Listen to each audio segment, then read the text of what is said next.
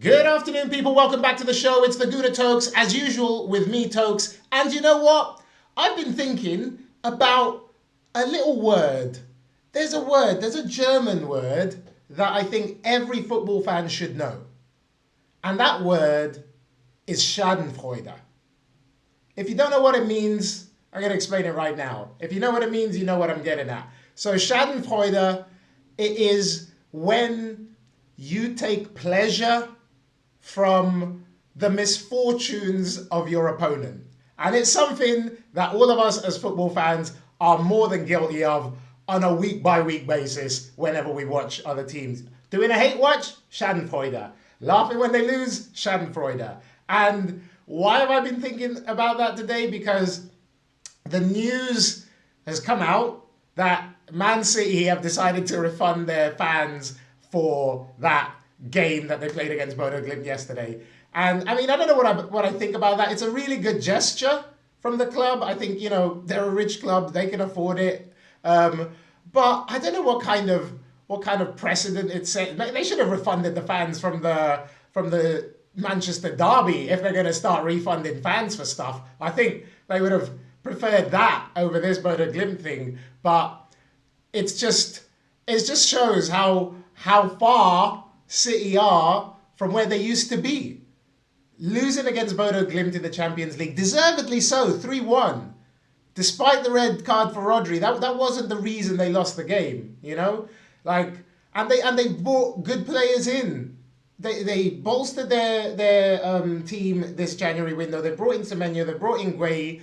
Okay, neither of them could play that game, but wow, it was really a pretty humiliating loss for City. And you know what? If you've watched this far in the video and you haven't liked, all you're doing is literally free, people. And it helps me out a lot. It helps the channel out a lot, which helps us out. So go ahead, smash that like button. If you're new, subscribe to Let's Grow the Community Together. And let's see how fast we can hit 500 subs. But back to Manchester City, because I started to think about, you know, Pep Guardiola. The guy is under a lot of pressure now. If you saw his interview yesterday, Pep looked broken.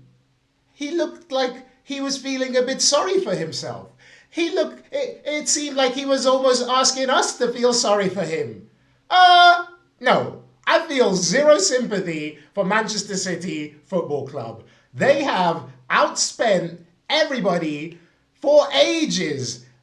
Whether it's legal or illegal, let's even put that aside. But they have been outspending everybody for so long. They spent how much this January transfer window? They spent how much in summer? They pay these crazy wages. And Pep usually buys his way out of trouble. So I got zero sympathy with the fact that they have all these injuries and they're trying to plug gaps and it's difficult for them to, you know, be a solid, stable team. Because we've had our own injuries. We've had to manage it. And so if we've had to manage it and nobody gives us an excuse, I'm not asking for one, but nobody gives us an excuse. So, I mean, I'm not, of all teams, going to feel sorry for Manchester City. There are reasons, sure, if you want to point at some injuries or missing some players, but there's something more at the core.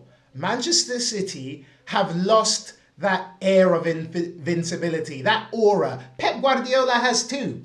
You know, he's not quite as arrogant as he used to be. And he seems, like I said, to be feeling sorry for himself and seems to think that we should all be feeling sorry for him too because, you know, he's got all these injuries. But even Rodri is back and he looks way off it, to be honest. He's not getting those fouls, getting away with those fouls that he used to get away with, those little cheap fouls. You remember that handball that should have been a penalty as well, that, you know, nothing ever got called against Rodri. And then he gets sent off 2 yellow cards in the space of a minute. So that, you know, when that air of invincibility goes, it's not just the opponents that see you as vulnerable and therefore they can take advantage of you. The referees feel a little bit less of that pressure to give you those calls that they maybe would have done before. So they're not getting those 50-50 calls going their way, and they are broken in midfield. They brought in Gueye, but does Gueye really fix the problem?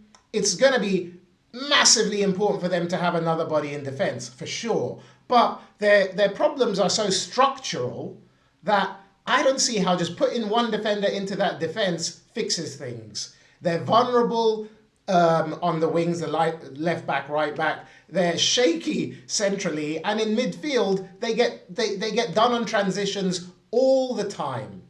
They structurally are nowhere near as sound as they used to be, and that's due to a number of reasons. Players have moved on, players have aged out of the squad and haven't been replaced properly.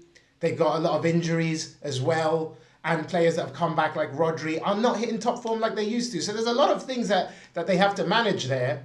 That's true, but when you have as much money as Manchester City and you are used to just spending your way out of trouble, I think it's time to watch Pep Guardiola manage his way out of trouble. Does he have the stomach for it? Does he have the desire for it? That's the thing now. He's under pressure, no bones about it.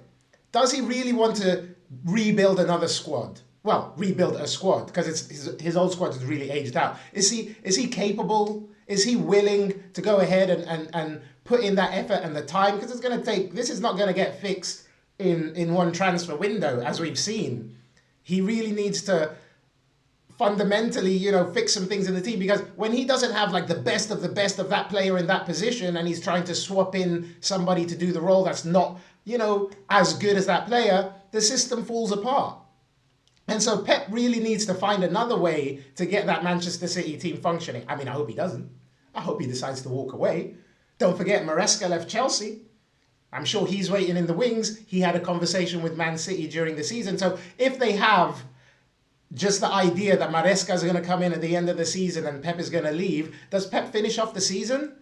I don't know. But that defeat to Bodo Glimt on the back of that Manchester United defeat, that was really something that nobody expected and has really, piled the pressure on Guardiola. They've got a game at the weekend against Wolves, who are fighting for their lives and have, pushed a lot of teams. They pushed us right to the end. We had to win with a last-minute goal. They've, beaten other teams, taken points off other teams, bigger teams. Even though they're where they are at the foot of the table, they can give anyone a game.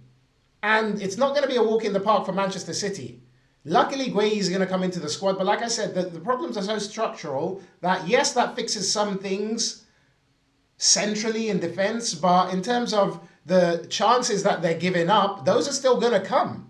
If they're coming against Bodo Glimt, and even Exeter scored a goal against them, then they're going to come against stronger opposition. And as we move into the deeper stages of competitions and, the busy end of the Premier League, that's where all that stuff, comes apart. Trust me, I've lived it many times as an Arsenal fan. So that's the question today. How much pressure is Pep under? Does he finish the season? Does he have the stomach for the fight? I just see him so broken in his interviews. He certainly doesn't have a pep in his step, that's for sure. And so I feel this is probably going to be Pep Guardiola's last season at Manchester City, unless they have some resurgence and win the Champions League and overhaul Arsenal in the chase for the title. Then okay, maybe he stays, or maybe he goes out in a blaze of glory. But I think this season is probably Pep Guardiola's last season.